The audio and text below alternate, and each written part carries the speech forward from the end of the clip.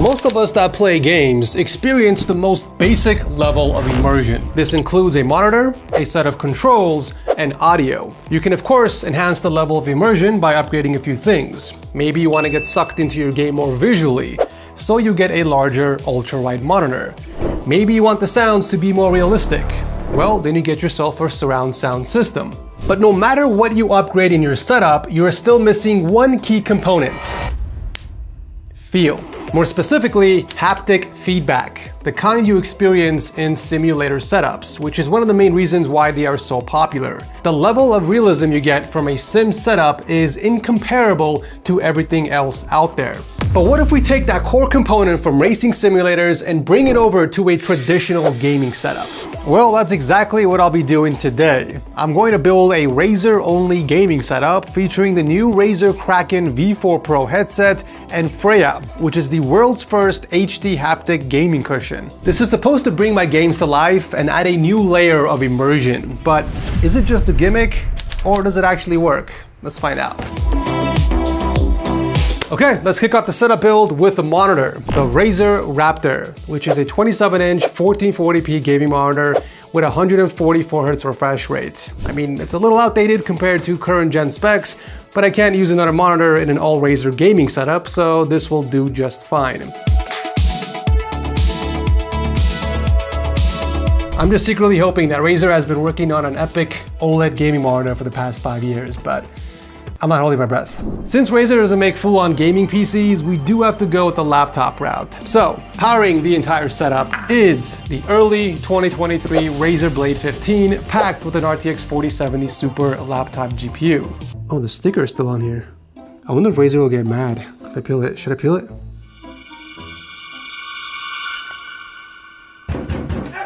It's a prank! It's a prank! It's a prank! So the Razer Raptor is actually going to be our primary display because it's a larger display. So my plan is to actually tuck away the laptop once it's powered on, and I got just the thing. The monitor stand chroma.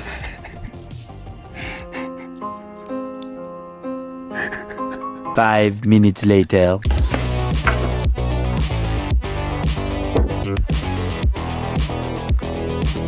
This will bring the monitor to the perfect height to prevent neck strains, but also it will have space underneath for storage, which is where I plan to tuck the laptop underneath to prevent desk clutter. It also features a 4-port USB-C hub on the right, which is going to come in clutch if I need to plug in any additional devices.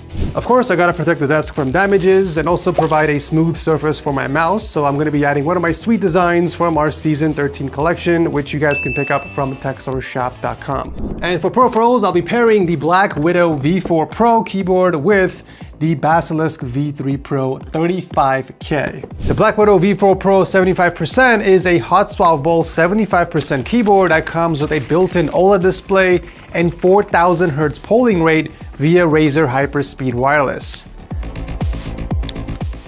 The Basilisk V3 Pro 35K mouse features 13 programmable controls and my favorite feature on the mouse, Hyper Scroll Wheel. Okay, so at this point we are running out of USB ports on the laptop, so we have to expand in order to connect more gear. But unlike the last Razer setup that I built, I did not forget about the dock this time around. So I'm going to be adding in the Razer USB 4 dock. This baby will give me more than enough USB ports to plug in the rest of the gear, plus it comes with a gigabit Ethernet port and an SD card reader, which is a nice bonus.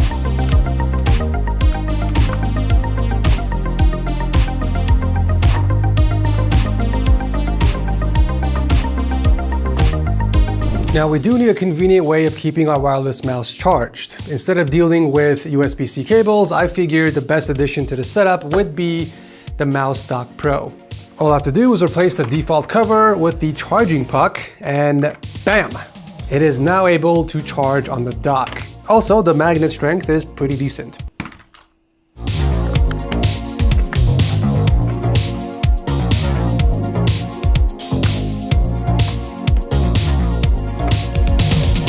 Now this brings us to audio. Now normally I would go with some nice sounding speakers, but for this immersive setup specifically, I'm gonna be going with a headset instead. Specifically, the new Kraken V4 Pro. You see, the immersive setup I'm building relies on the Sensa HD haptic technology, and that requires an audio signal. That's where the Kraken V4s come in as the main source of audio. This is going to convert the sound from the games into haptic feedback in real time. Okay, quick test. Let's put these on.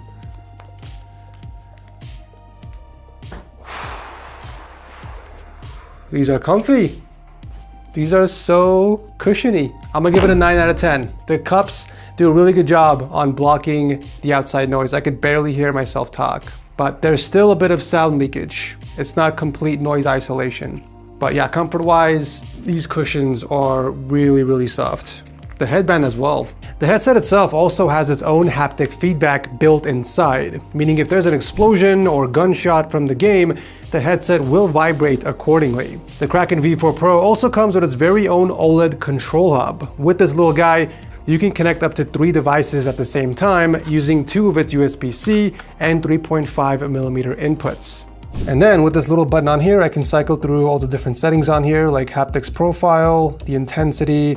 I can also switch my sources. So I do have this plugged in to my PC via USB, so I can go ahead and select that. But I could also connect it to my console or auxiliary. So I got 3 different sources on here. I'm gonna keep it on PC for now. We can also adjust the volume, of course, and our audio EQ. So we can set this to game, movie, music, or even custom. And you can customize this in Razer Synapse. We'll keep it on game for now. Okay, obviously we're gonna need a headset stand for our headset. We can't just leave it on our desk. Like, what are we, peasants? And that's why we're putting in the Base Station V2 Chroma. It's got RGB, a few USB ports. Did I mention it's got RGB?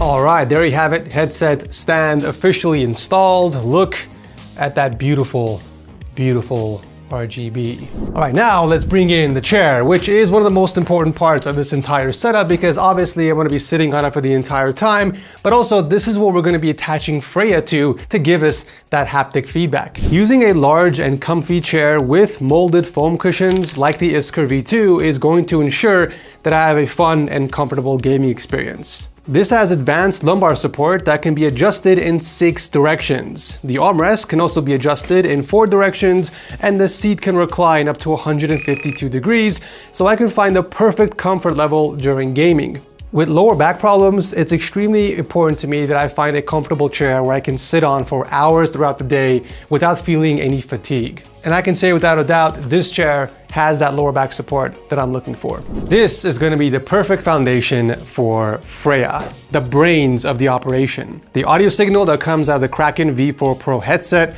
gets translated to dynamic tactile feedback on the Freyja across 6 haptic actuators across the cushion. And each actuator has 6 different levels of intensity, whether it's a subtle heartbeat of an enemy you're about to assassinate to a massive explosion.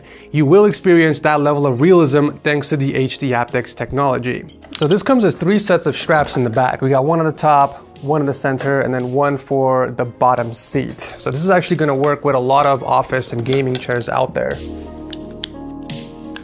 Now in terms of connectivity, this is completely wireless, so you can hook this up to your PC either through Bluetooth or the included 2.4 GHz wireless receiver, which is what I have plugged into the laptop currently. However, you do have to supply power to Freyja. It does come with a power cable, so this end obviously goes into your wall outlet, and then the other end connects to this cable that's attached to Freyja. And this is actually a very smart design choice by Razer, because if the cable gets tugged or if someone steps on it, then it simply disconnects. This will prevent the cable from fraying or getting damaged over time. So I'd much rather have the cable disconnect instead of stay connected permanently and then risk, damaging the cable. Now I do have one minor gripe with the Freyja, and that is with the cable length. I feel like it's too short, especially if you have to plug this into the wall outlet.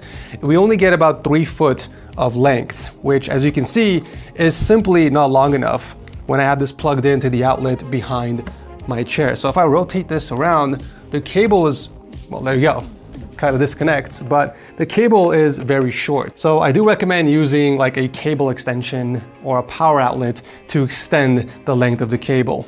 But apart from that, we do have a built-in control panel over here for convenient access. We can either power it on or off.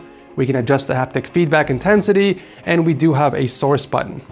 Okay, time to sit on Freyja for the first time. That sounded really weird off context.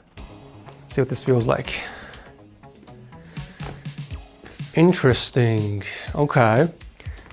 I was actually a little worried about how sitting on a bunch of haptic motors would feel like, but I feel like Razer has put in just enough cushion to where you can't feel it. Like there are some parts of the pads which are a little stiff and firm, like the ones back here, but the rest of the cushions are quite comfortable. It's definitely gonna take some time getting used to because we're sitting on some lumps as opposed to like a smooth surface from the chair.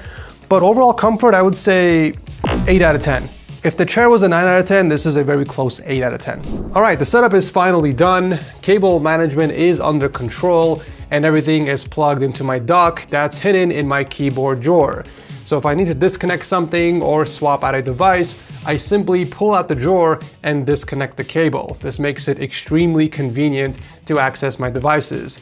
I was going for a clean and minimalistic Razer setup, but without compromising functionality. The Razer Raptor is my primary display, which is what I'll be using to game with. However, if I need a secondary monitor for work or multitasking, that's where the laptop comes in handy. I move the keyboard aside and pull it out from underneath the riser, and now I have a dual monitor setup. However, when it's time to game, I simply tuck it back underneath the riser because its sole purpose is to power the entire setup. Overall, I'm actually quite happy with how the setup turned out, but let me know in the comment section what you guys think and what you would rate it. All right, let's go ahead and finally test the setup and see if Freyja is really gonna give us that extra level of immersion or if it's just a gimmick. So I know it's going to be impossible for you guys to feel what I'm feeling while playing the game, so I'm going to have a diagram of Freyja somewhere on the screen, and I'm gonna have my talented editor animate it in real time to kind of give an accurate representation of how the Sensa HD haptics are reacting to certain things in the game. All right, here we go. I'm loading up into Hogwarts Legacy. I think I stopped playing this game right before a boss fight, a troll boss fight, so this is actually gonna be the perfect place to test out Freyja. Hogwarts Legacy is just one of the many games that are supported with Sensa HD haptics. In fact, there are over 100 titles with Sensa HD haptics, with more coming in the future. Okay, here I go, running around.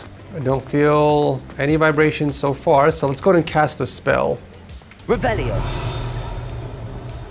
Oh, that's really cool. So I'm feeling a lot of vibrations in the cushion, but it's also mimicking the direction of the spell. So if you guys pay attention, the spell kind of starts in the center and it spreads outwards. And the seat is doing the same thing. Freyja is doing the same exact thing. It's starting from the center and it's kind of like spreading outwards on the cushion. So it's like starting in the center and I can feel it going down my legs and also going up towards my back. That's actually pretty trippy. And it's subtle too. It's like maybe a 4 out of 10.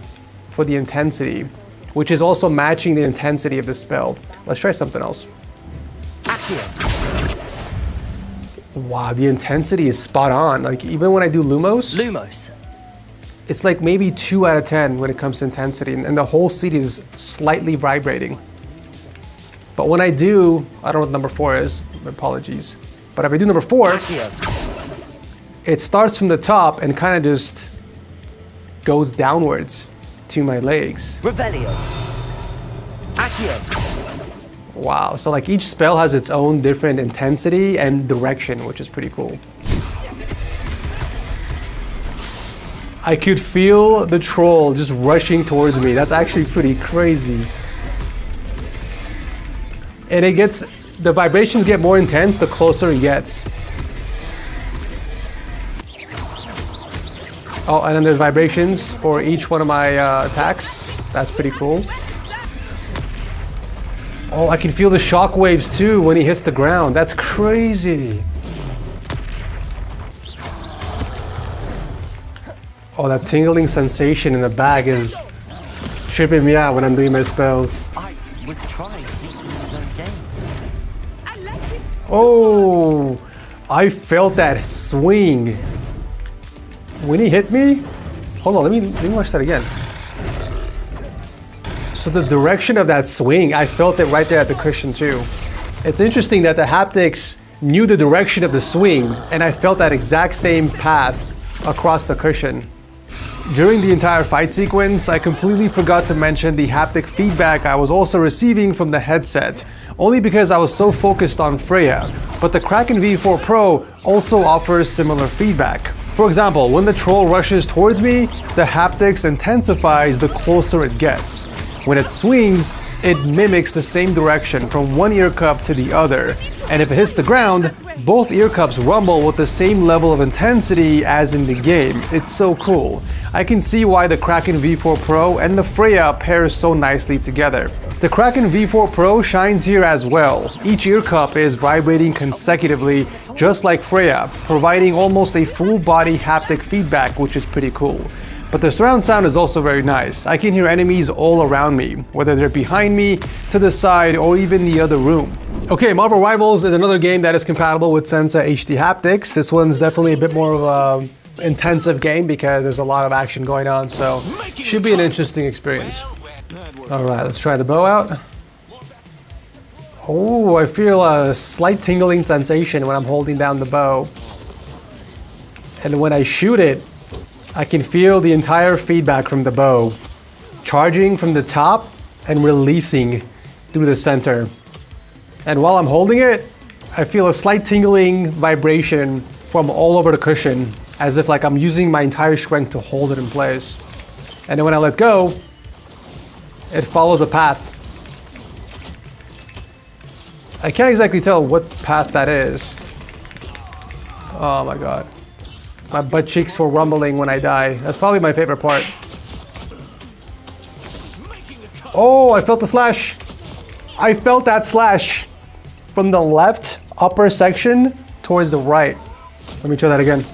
Oh, that feels good. Let's see what kind of haptic feedback I get if I pop my ult. Oh, okay, the entire cushion just vibrates. That's crazy. Alright, so Captain America. I feel the vibrations of every step, and it's alternating on the bottom cushion. Left, right, left, right. It kind of gives me the sensation that I'm running with him. Oh, even the leap. I feel it on the bottom cushion when I'm jumping up. This is definitely one of the games where you have to get used to all of the feedback that you're experiencing, because there's just so much going on where the cushion is just constantly vibrating. This is tactile feedback overload. But that's also one of the main reasons why you can go into the Synapse software and control the intensity. Yeah, like right now I'm feeling it just everywhere, underneath my thighs, my back. It's a constant massage. I honestly can probably cancel my weekly massages and just play this every day. It almost feels like the same thing. Gaming is not the only thing you could do with the haptic feedback. In fact, you can listen to music and watch videos also. Yeah, let me show you. Can you guys hear the chair vibrating? Here. I couldn't have picked a better cameraman and sidekick for the Microsoft video, but you always come in clutch, man. Thank you. With the ongoing this is what it sounds like watching a video. It's not everyone's cup of tea, that's for sure. Unless you want a really good massage. The bassier the video is, the deeper the vibrations are. And honestly, it's an interesting experience to say the least. Like personally, it's not my cup of tea. I wouldn't use this to watch videos or even listen to music. But you know, for gaming is more my thing. But it's still cool that, you know, you have the option to obviously use it for watching content if you want.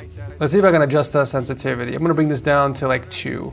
It's crazy, it's literally vibrating with every word that I say in the video. I don't know what the point of this is, to be honest, but I'm glad that Razer is giving you the option of using this with consuming content.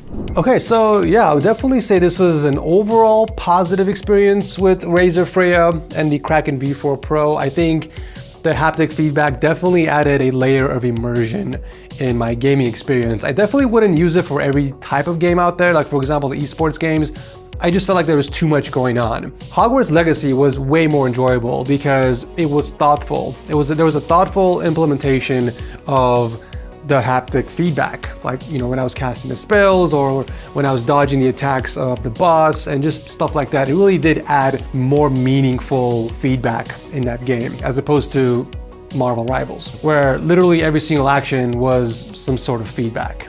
So with that said, I think anyone out there who's looking to add another layer of immersion to their games, I think this is it, because there's literally nothing else out there that exists that comes anywhere close to Razer Freyja. So if you want to feel a little bit more immersed, if you want to feel like you're in the game, I feel like this is the next step to take. But if you are planning on buying this, the first thing I would do is check and see if the game that you're planning on playing is compatible with Sensa HD haptics. Because if it's not, then you're forced to use the default audio to haptics software instead, which just converts the system sound to haptic feedback, and that can get pretty intense. So yeah, bottom line, I definitely think Razer is onto something here. I do believe this might be the future of gaming, and I'm hoping that this might also inspire future gaming peripherals. Like imagine buying a separate like wristband for your head that will vibrate when you're getting headshots or you're getting shot in the head, for example. Or maybe even like a bulletproof vest that vibrates when you're getting shot in the chest. I don't know, I'm just throwing some ideas out here. But yeah, I'm definitely excited to see where this goes. And thank you guys so much for watching. As always, I'll drop a link to everything I use in the setup down below if you want to check it out. I'll see you very soon in the next one.